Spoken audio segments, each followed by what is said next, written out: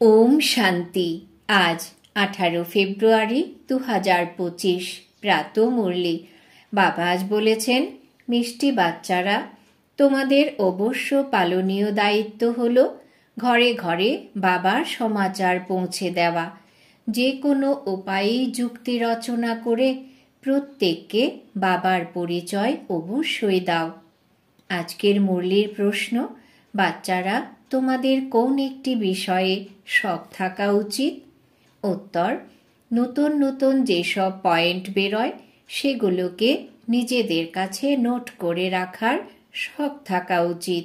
কারণ এত সব পয়েন্টস মনে রাখা মুশকিল।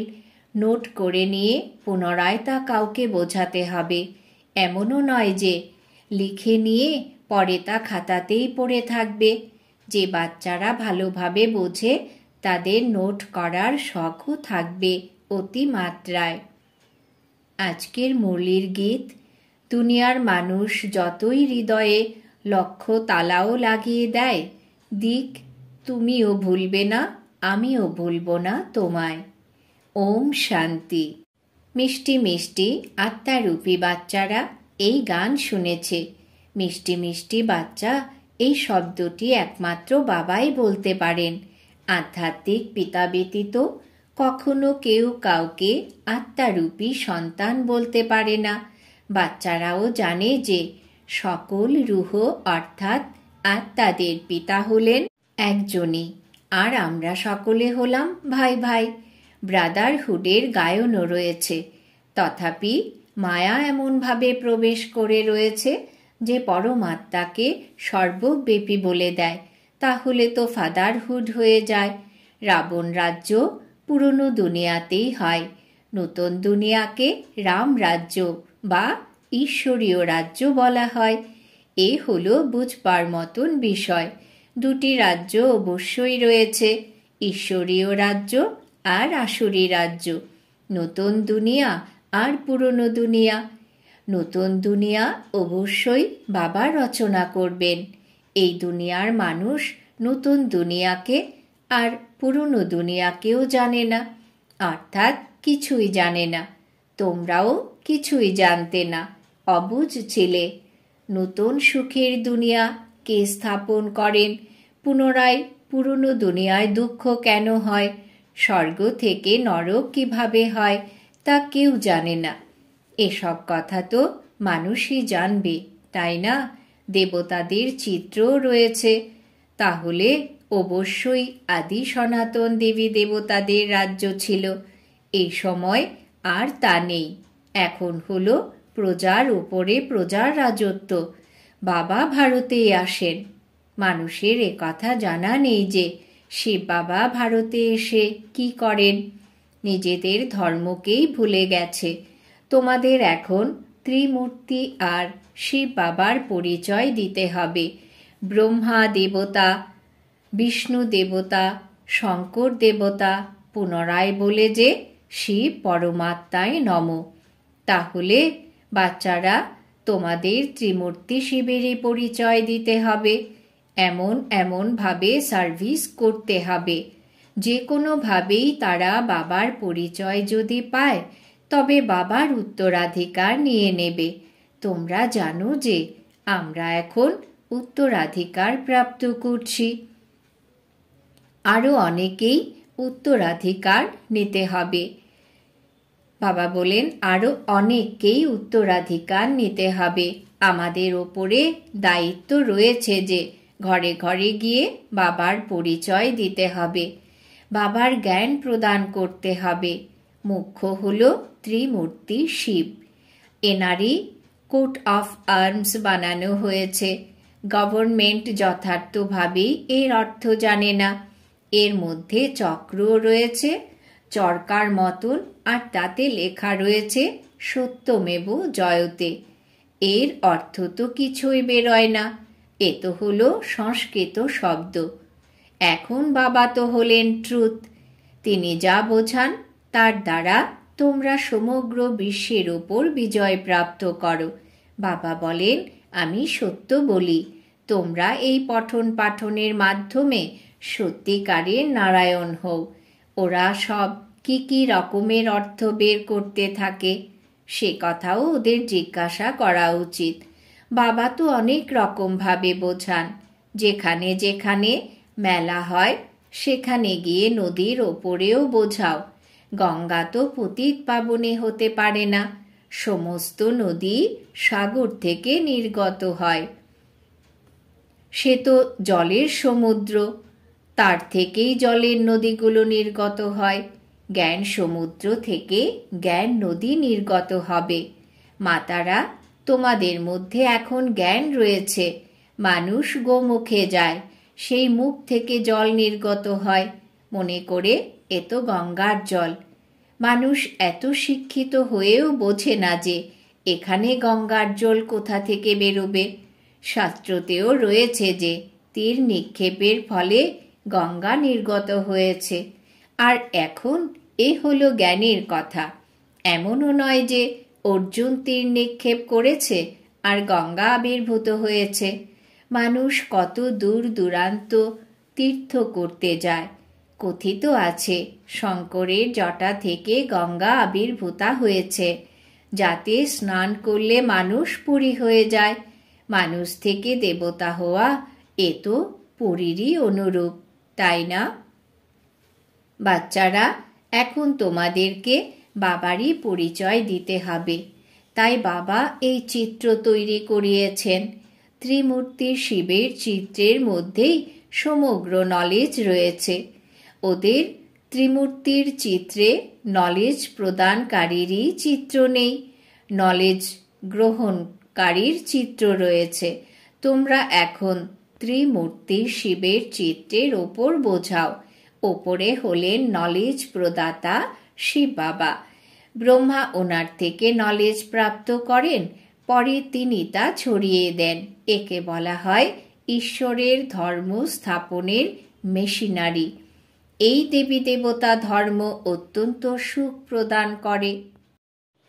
বাচ্চারা, তোমরা এখন নিজেদের সত্য ধর্মের পরিচয় পেয়েছ। তোমরা জানো আমাদের ভগবান পরাণ। তোমরা কতই না খুশি হও।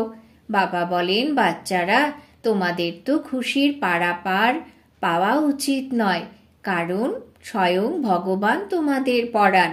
ভগবান হলেন নিরাকার শিব, কৃষ্ণ নয়। বাবা বসে বোঝান যে সকলের সদ্গতি দাতা একজনই। সদ্গতি সত্যযুগকে বলা হয়, দুর্গতি কলিযুগকে বলা হয়। নূতন পুরনো দুনিয়াকে পুরনোই বলা হবে। মানুষ মনে করে এখনো দুনিয়া পুরনো হতে 40,000 বছর লাগবে। কত বিভ্রান্ত হয়ে পড়েছে। বাবা ছাড়া এই সমস্ত কথা আর কেউ বোঝাতে পারে না। বাবা বলেন, বাচ্চারা, আমি তোমাদেরকে রাজ্য ভাগ্য দিয়ে বাকি সকলকে ঘরে নিয়ে যাই। যে আমার মত অনুসারে চলে সে দেবতা হয়ে যায়। বাচ্চারা, এই সমস্ত কথা কেবল তোমরাই জানো, নতুন কেউ কি আর বুঝবে? তোমাদের অর্থাৎ মালিদের কর্তব্য হলো বাগিচা লাগিয়ে তৈরি করা। বাগানের মালিক তো ডাইরেকশন দেন। এমনও নয় যে বাবা কোনো নূতনের সঙ্গে মিলিত হয়ে জ্ঞান দেবেন। এই কার্য মালিদের। মনে করো বাবা কলকাতায় গেছেন, তখন বাচ্চারা মনে করে আমরা নিজেদের অফিসারকে অমুক বন্ধুকে বাবার কাছে নিয়ে যাব। বাবা বলেন, তারা তো কিছুই বুঝবে না, যেন নির্বোধকে সম্মুখে নিয়ে এসে বসানো হয়েছে।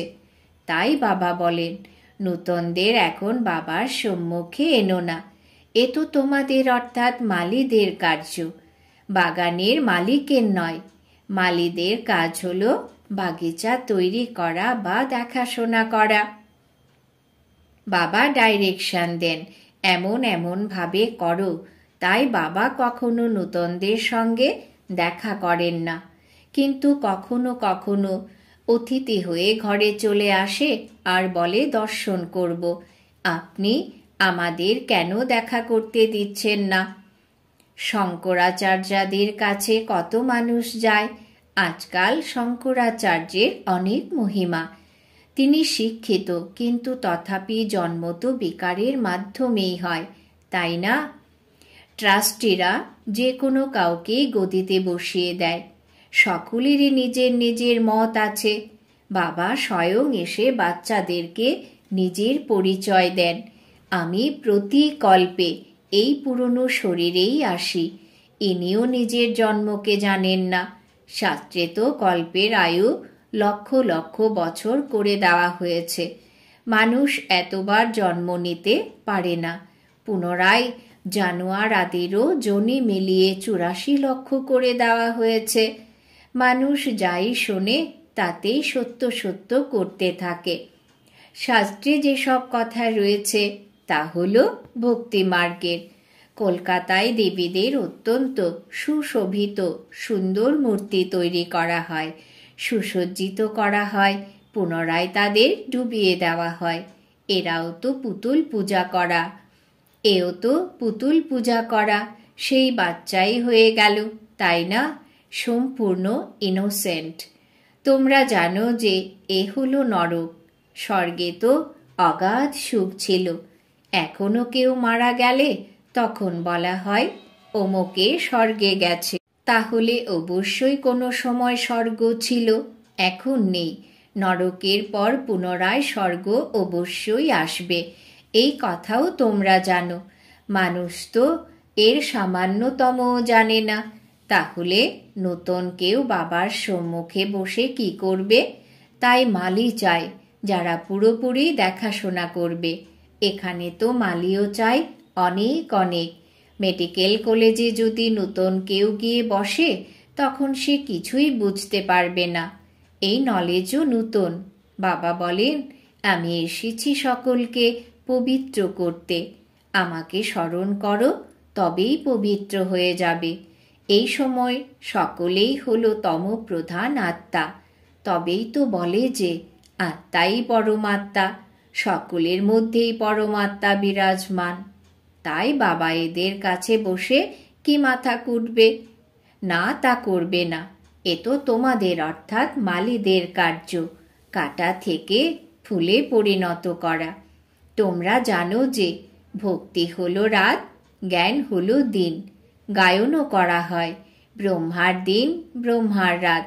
যখন প্রজাপিতা ব্রহ্মার, তখন বাচ্চারাও তো থাকবে, তাই না? কারোর এতটুকু বুদ্ধি নেই যে জিজ্ঞাসা করে এত ব্রহ্মা কুমার কুমারী রয়েছে, এদের ব্রহ্মা কে? আরে প্রজাপিতা ব্রহ্মা তো বিখ্যাত, ওনার দ্বারাই ব্রাহ্মণ ধর্ম স্থাপিত হয়। বলাও তো হয় যে ব্রহ্মা দেবতায় নম। বাবা তোমাদের অর্থাৎ বাচ্চাদের ব্রাহ্মণ বানিয়ে পুনরায় দেবতায় পরিণত করেন। যে নতুন নতুন পয়েন্টস বেরোয়, বাচ্চাদের তা নিজেদের কাছে নোট করে রাখার শখ থাকা উচিত। যে বাচ্চারা ভালোভাবে বোঝে তাদের নোট করে রাখার শখ অতিমাত্রায় থাকে, কারণ এত পয়েন্ট স্মরণে রাখা মুশকিল। নোটস নিয়ে পুনরায় কাউকে বোঝাতেও হবে, এমন নয় যে লিখে তা খাতাতেই পড়ে রইল। যখন নতুন নতুন পয়েন্টস প্রাপ্ত হতে থাকে, তখন পুরনো পয়েন্টস খাতাতেই পড়ে থাকে। স্কুলেও যখন পড়তে যায়, তখন উত্তীর্ণ হয়ে গেলেও পূর্ব ক্লাসের বই পড়েই থাকে। যখন তোমরা বোঝাবে, তখন শেষে এটাও বোঝাবে যে মন মনা ভব। বাবাকে আর সৃষ্টি চক্রকে স্মরণ করো। মুখ্য কথা হলো মামেকম স্মরণ করো। একেই যোগ অগ্নি বলা হয়। ভগবান হলেন জ্ঞানের সাগর, আর মানুষ হলো শাস্ত্রের সাগর। বাবা কোনো শাস্ত্রের কথা শোনান না।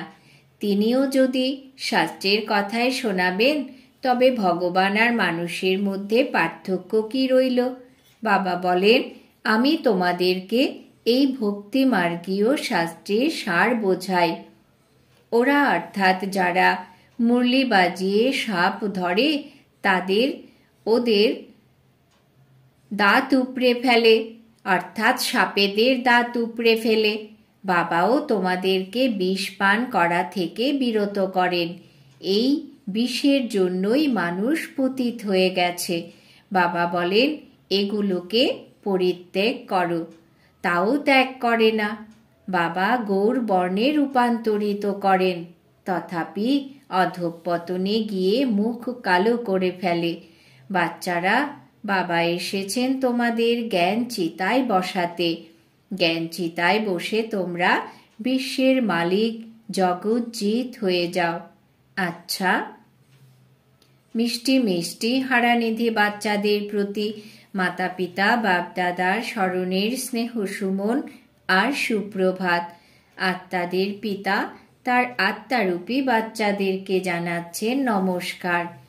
আমরা আত্মারূপী বাচ্চারা আমাদের মাতা পিতা বাপদাদাকে জানাই স্মরণের স্নেহ সুমন সুপ্রভাত নমস্কার। ধারণার জন্যে মুখ্য সার। 1. সদা যেন এই খুশি থাকে যে আমরা সত্য ধর্মের স্থাপনায় নিমিত্ত হয়েছি। স্বয়ং ঈশ্বর আমাদের পরাণ। আমাদের দেবী দেবতা ধর্ম অত্যন্ত সুখ প্রদান করে। 2. মালি হয়ে কাটাকে ফুলে পরিণত করার সেবা করতে হবে। সম্পূর্ণরূপে লালন পালন করে তবেই বাবার কাছে নিয়ে যেতে হবে। পরিশ্রম করতে হবে। বরদান। পুরনো দেহ আর দুনিয়াকে ভুলে গিয়ে বাপদাদার হৃদয় সিংহাসনাসীন ভব। পুরনো দেহ আর দুনিয়াকে ভুলে গিয়ে বাপদাদার হৃদয় সিংহাসনাসীন ভব। ব্যাখ্যা। সঙ্গম যুগে শ্রেষ্ঠ আত্মাদের স্থান হলই বাপদাদার হৃদয় সিংহাসন। এই রকম সিংহাসন সমগ্র কল্পে আর প্রাপ্ত হবে না। বিশ্বের রাজত্বের বা স্টেটের রাজত্বের সিংহাসন তো প্রাপ্ত হতেই থাকবে, কিন্তু এই সিংহাসন প্রাপ্ত হবে না। এটা এত বড় সিংহাসন যে চলাফেরা করো, খাও, শুয়ে পড়ো, তথাপি সিংহাসনে আসীন থাকবে। যে বাচ্চারা সদা বাপদাদার হৃদয় সিংহাসনাসীন থাকে তারা এই পুরনো দেহ বা দেহের দুনিয়ার থেকে বিস্তৃত থাকে। একে দেখেও দেখে না। স্লোগান। পার্থিব জগতের নাম মান মর্যাদার পেছনে ছুটে বেড়ানো অর্থাৎ ছায়ার পেছনে দৌড়ানো। পার্থিব জগতের নাম মান মর্যাদার পেছনে ছুটে বেড়ানো অর্থাৎ ছায়ার পেছনে দৌড়ানো। আজকের সমান আমি বাপদাদার হৃদয় সিংহাসনাসীন আত্মা। আজকের অব্যক্ত ইশারা। একান্ত প্রিয় হও, একতা আর একাগ্রতাকে ধারণ করো। যেরকম আন্ডারগ্রাউন্ডে যাওয়ার পর নতুন কিছু আবিষ্কার করে, সেই রকম তোমরাও যতটা আন্ডারগ্রাউন্ড অর্থাৎ অন্তর্মুখী থাকবে ততই নতুন নতুন ইনভেনশন বা যোজনা করতে পারবে। আন্ডারগ্রাউন্ডে থাকার ফলে এক তো বায়ুমণ্ডল থেকে রক্ষা পাবে, দ্বিতীয়ত একান্ত প্রাপ্ত হওয়ার কারণে মনন শক্তিও বৃদ্ধি পাবে, তৃতীয়ত আন্ডারগ্রাউন্ড কোনো মায়ার বিঘ্নের থেকেও সেফটির সাধন হয়ে যাবে। ওম শান্তি।